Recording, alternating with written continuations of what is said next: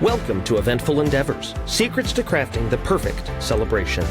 If you're planning an event and looking for useful tips from industry experts, you're in the right place. So get ready to take some notes and we'll dive right in. This is Eventful Endeavors.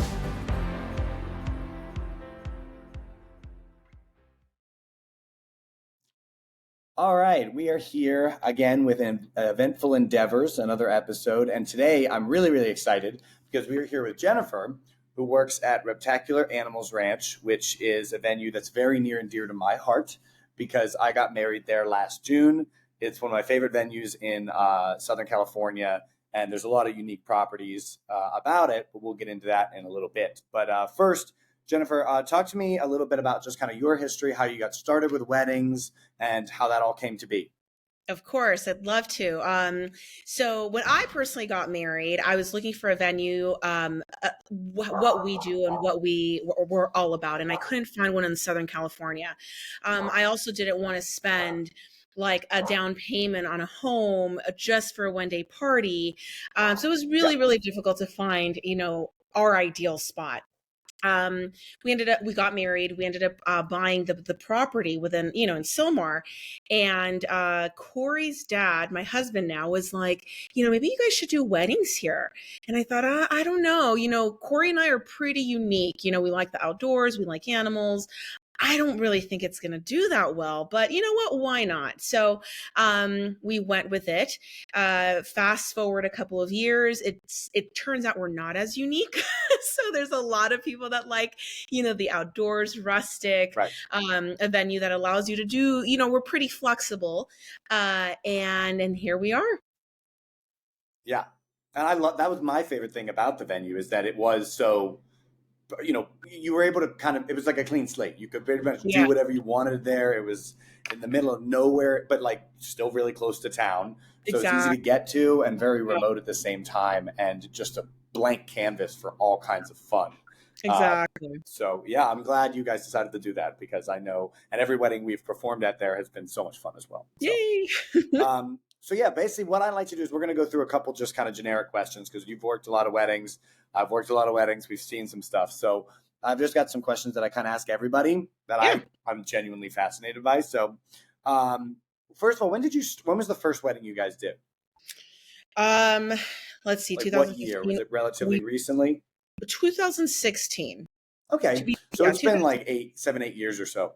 I mean, Guyana, whenever someone asks, I'm like, relatively recently, and then you do the math, I'm like, it's been a couple of years, So in terms of weddings, from when you started till now, is there anything you've seen change, like specific trends, things people maybe used to do and now don't, or do more now and didn't then? That's a really good question. And let me pause and think back on what's, if there is a trend. I do have to say that when we first started, especially during the COVID period, right, everyone was looking for an outdoor wedding. So I feel like we got bombarded with a lot of inquiries, busy between January. It was just like crazy insane. So I think that was like the height because everyone was looking for an outdoor space. Since then though, it's not, people just want a rustic space. And I think that throughout the time that we've been open, has been what people are attracted to for the wedding area, for our venue. Yeah. So COVID definitely spiked the outdoor. Sure. And then it kind of normalized. So I don't know if that answers your question, but no, that's perfect. Yeah. Yeah, and it's also Southern California outdoor venues are just great out here.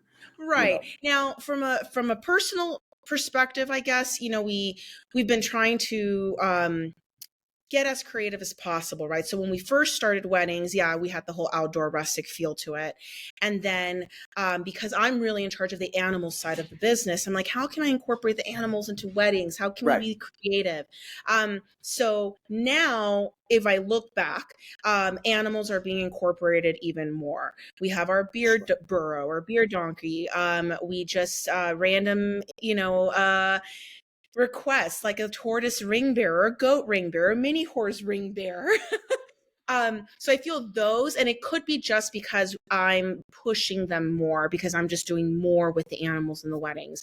So I don't think it's necessarily a trend with weddings. It's just me personally, but yeah. Anyway. Sure. Yeah, and that actually it transitions perfectly because we're going to have to talk about the animals because that's half the thing there. Yeah. So talk to me about the Um, animals. So how did that get started? Were you always passionate about animals and then decided to do that? Like, how did that come about? So, just a little backstory. So, I started Reptacular 2008 while I was in college, and the idea was to take animals to inner city communities and kids and just exposing them to things they've maybe only seen in books, TV, movies, things like that. Really trying to plant the seed of appreciation to the life science. Fast forward, we're doing weddings. When I got married, because both Corey and I, studied biology, we were like, well, we need to incorporate like how we met into our own wedding.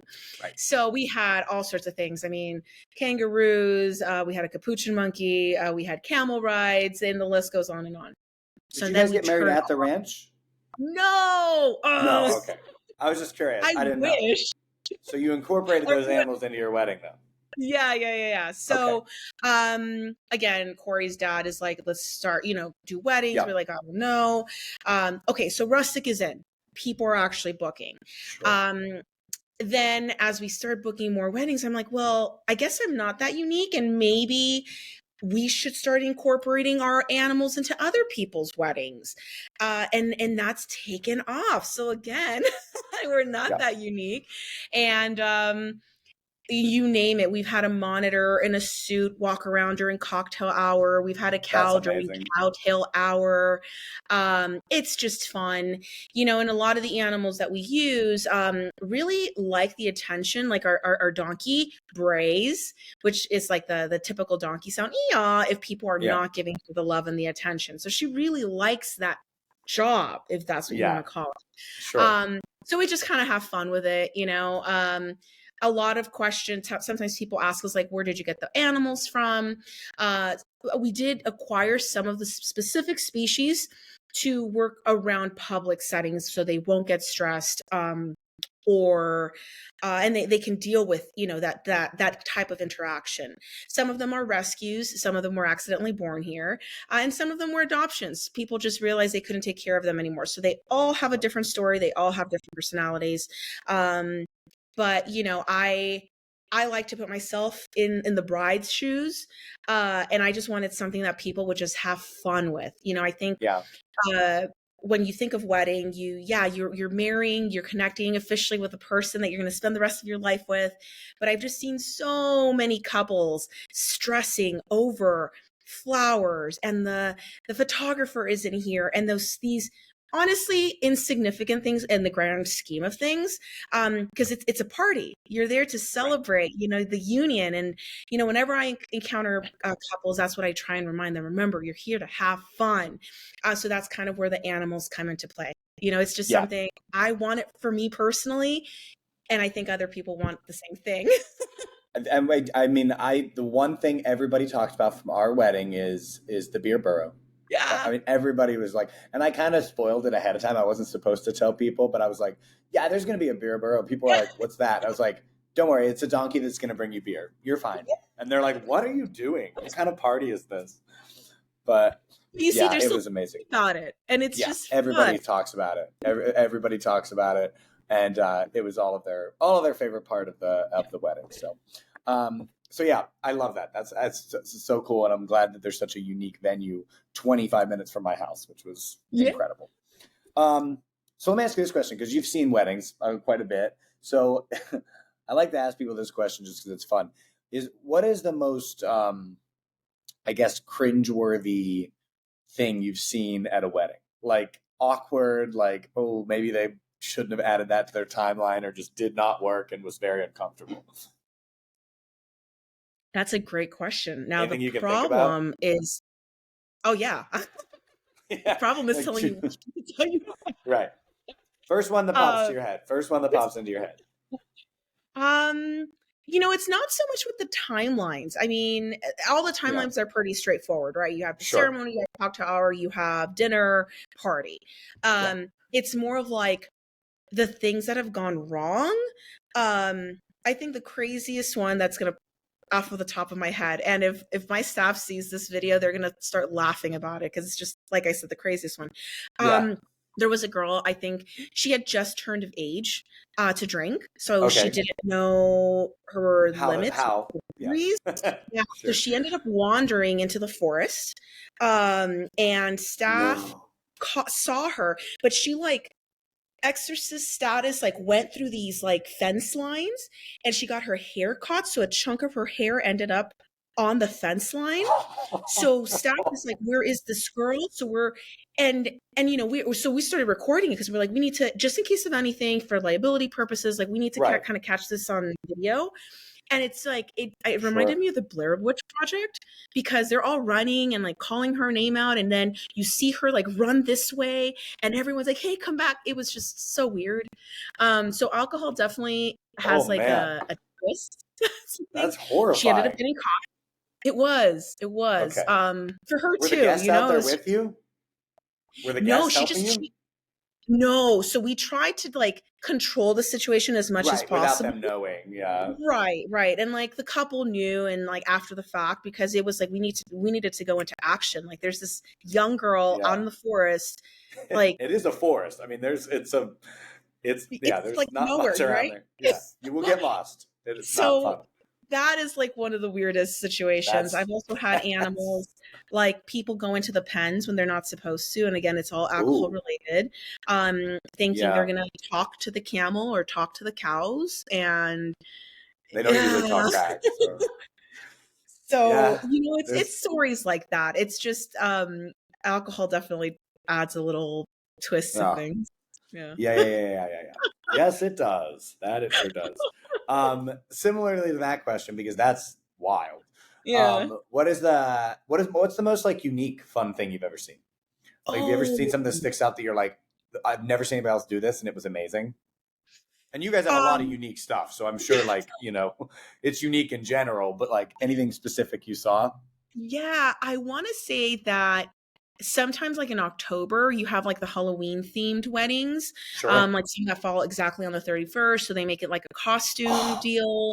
And your guys' The place would bride be and groom, so cool for Halloween yeah. themed weddings. And Oh, yes, and to be honest with yeah, you, they're my favorites because the yeah, people are just having fun, it's right, not so, like, because again, yeah, sometimes couples forget it is a party. Just have yeah, fun.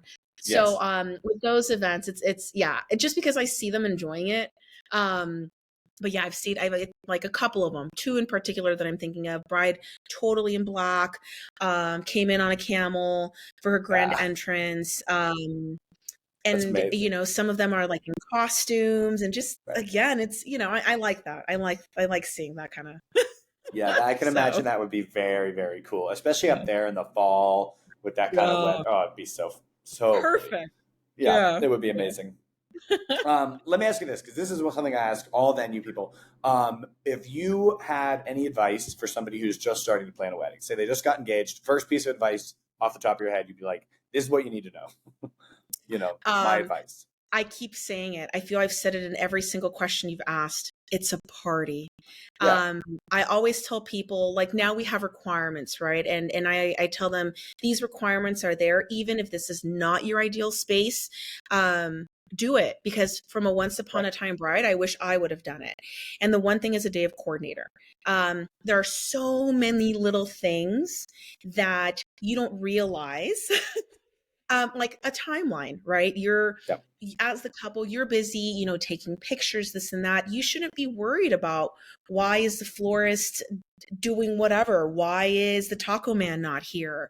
Why is my mom on the completely opposite end of the property when she should be taking pictures next to me? It's like little things like that. And I didn't have a coordinator for my wedding. It was very stressful, and that's a game changer. And I know, after you see, like budgeting, you have to look for the venue, and you have the food, and then everything adds up. And I totally get that. But I always tell people, make room for that in your budget for a day of coordinator, and don't make it a friend. Don't make it a party guest, because at the end of the Yes. day, they're going to be wanting to party and drink with you.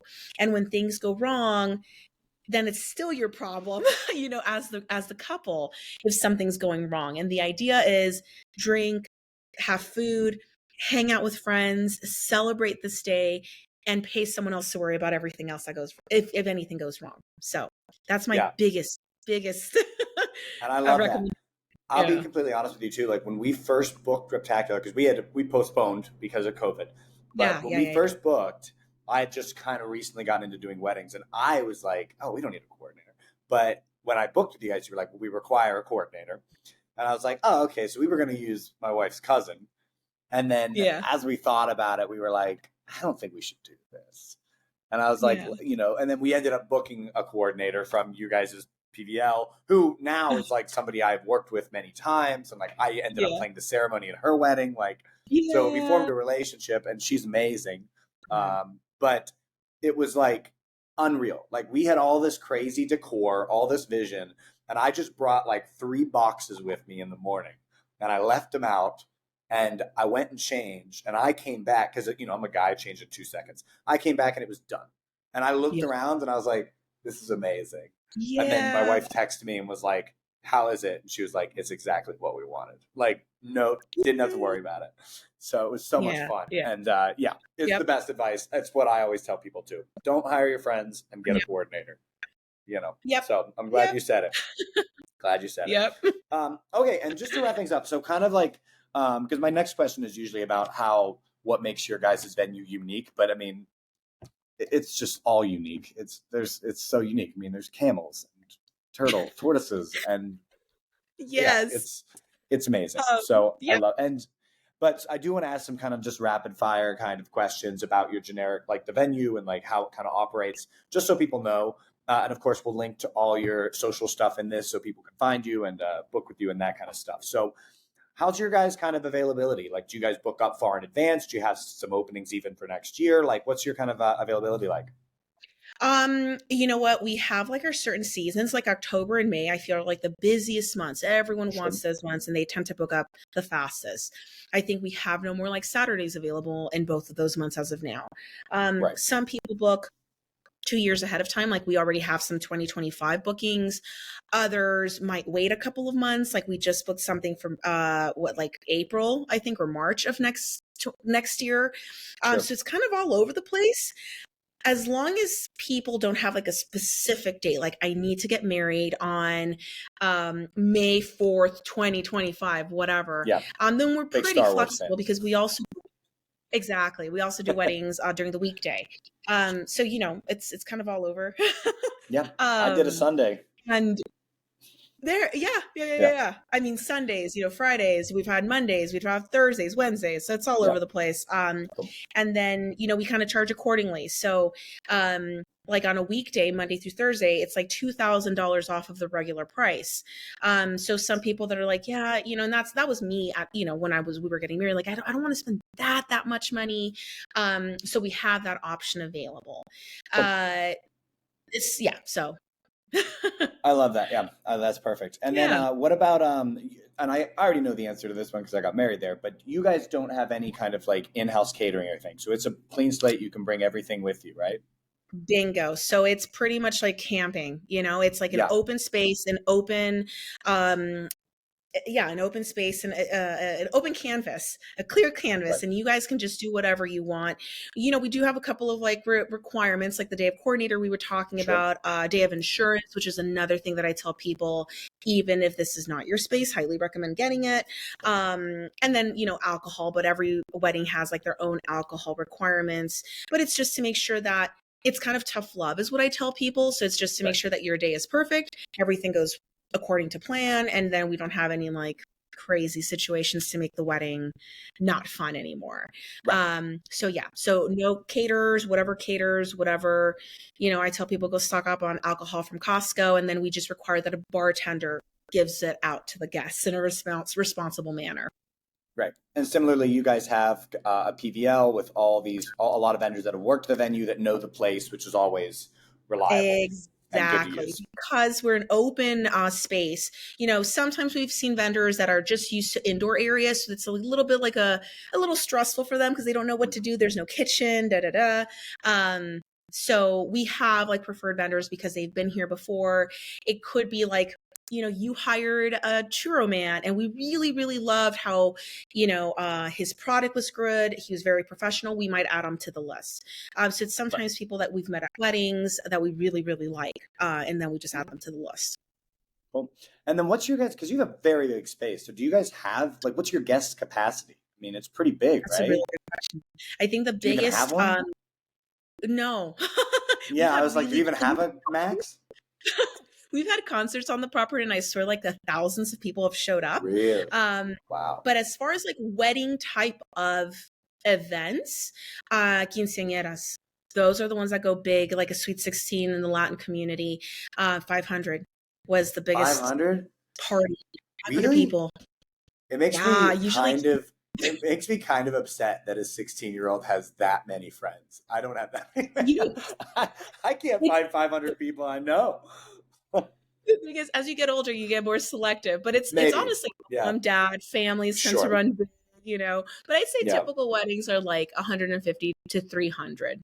Anywhere in Yeah. between that is typical. And then my next question is, since you guys are kind of remote up there, is there any noise ordinances or anything? I mean, you guys can party pretty late if they want to, right? Bingo. Yeah, no news. Yeah. We just if the foxes and the coyotes are digging the music, they might, just like peek out from the distance. We did have a Really? fox at one point who Oh, even the music was going like really loud. The DJ was, doing yeah. his thing, and he would just wait on top of our we have like this closet kind of to keep our firewood in, and he was just hanging out watching, I think waiting for guests to leave so he could go rummage through the trash. Sure, sure. And then you guys, what's the parking situation like up there? You guys have valet or good parking, or how's that work? Good question. So we have the parking is on the road. So we have our own staff go out an hour before the event starts, whether it's ceremony or reception, guiding people how to park. We've had some couples hire valet on their, on their lists or on their own, so we've done that before. And then other couples have hired shuttle services. So if you have a lot of people coming from out of town, they just do one pickup at like a hotel that we are affiliated with, and then they just bring everyone up the mountain, literally. Right? Yep, literally up the mountain. Yeah. We took a party bus up that mountain. That was fun. Which is great. Yeah, Great well, idea. actually, we didn't take it up. We came up on our own. And my next question was actually going to be if you guys have changing like bridal places on site. And I'm going to ask that in a second because I know the answer. But yeah, we took the shuttle up and then back down, and it was a journey, but it was so much fun. That's we were cool, though. taking these turns and standing up and drinking. It was fun. And yeah, so changing places for bride and groom. Do you guys have bridal suites? We do. So we have like a star wagon Mhm. on the opposite end of the property. So then, if the bride is getting there, if the couple wants to do a first look, no one can see the bride. So it's two rooms, but it's like what you would find like on a movie lot. So it's like a white trailer. Yeah, like you said, I think you put it best. It's like camping, but it's like glamping. Like Totally. yeah. Yep. I used those trailers, and I had a couple guys down there in the trailer, or bottle of whiskey, and just getting ready. It was a lot of fun. Exactly.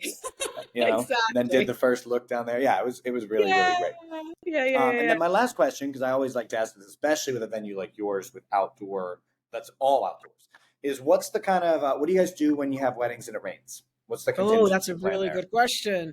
So, because we've had like a couple, right? Because we're completely outdoors. Sure.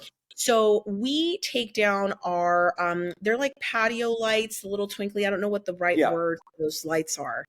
Yeah, like patio lights, right? Like the I know what bulbs. the long string lights that yeah. And it kind of goes with the ambiance that we're trying to go with, right? It's like outdoors, rustic. So there's a certain section, I would say half of the party space, or maybe a little less than half. We take down all of those lights, and then couples would rent like a tent over it. Sure. And that's how people tend to still party. Yep. We did have a wedding. I want to say it hailed a little bit, but she tented it so beautifully, completely transformed the ranch. It was just incredible. And everything was tented. I mean, she made it work. And it ended up not really raining. Like it hailed maybe for 10 minutes and that was it. And that was it. But it still worked. Yeah. Oh my God. It went, yeah, it was beautiful. It was beautiful how the company ended up doing that. But do you guys have like a tent company you work with a lot, or do people just find it on their own? Yes and yes. So we really don't have vendors that you have to use through us, except for our bartenders. Just because we've gone through bartenders, and some of them will drink with the guests. You know, if the bartender's drinking, they can't make that right judgment call. But everything else is kind of bring your own whatever, right? So we do have a company that we work with and we recommend, but the couples don't have to go through them. Cool. Yeah, that's great. Well, I think that's basically it. I mean, is there anything else you want to let us know about your venue? Anything else cool that before we kind of wrap everything up? Yeah, I mean, it's a family-run business. So we burned down 2017 December, and the whole property burned. So we were caught in a two-path, way. It was either, do we just call it quits? Do we just like not do it anymore, or do we rebuild? We of course decided to rebuild, and the whole party space, the whole venue was really built by us. There's Corey there. There's myself. There's my sister, friends, family friends. My dad did a lot of it. And we're not, we're not in that. Like there were certain points where we're like, we don't know what we're doing. There's cement, and that is a skill. We ended up actually having one of our friends come and help us with the cementing. But if you look at some of like the fence line, you're like, oh, that's not really that straight, but that's really because we built everything. We put it together. So I always tell people that it really is a place of love, because we just put so much of our heart and soul into creating this space. Because like I kept saying, this is what I envisioned when I got married. Unfortunately, I wasn't able to get it. But I want people to be happy. I want people to party. And I love selling that area because it's so happy. Everyone's so happy when they come. I love that. Yeah. It's DIY from the ground up. Built that way. And then you kind of just do what you do there, Mm-hmm. Yeah, I love that. So listen, Jennifer, thank you so much for doing this. I appreciate it. Once again, we'll link to all of Repticular Animals Ranch's stuff so people can check it out. I highly recommend, if you're planning a wedding, just to check this spot out because it's really cool. Like I said, I got married there and I've been to hundreds of venues, and I just remember when I went, it was the first venue we looked at, and they told me about the donkey, and my wife looked at me and was like, she knew. It was over.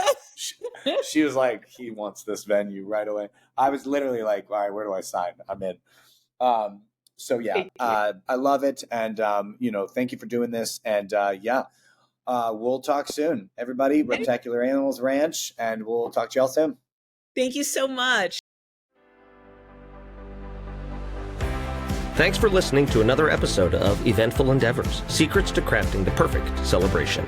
We hope to have left you with some actionable ideas for your own event. If you like the show, please subscribe and definitely leave us a review. We read every comment. So until next time, happy planning and see you soon on Eventful Endeavors.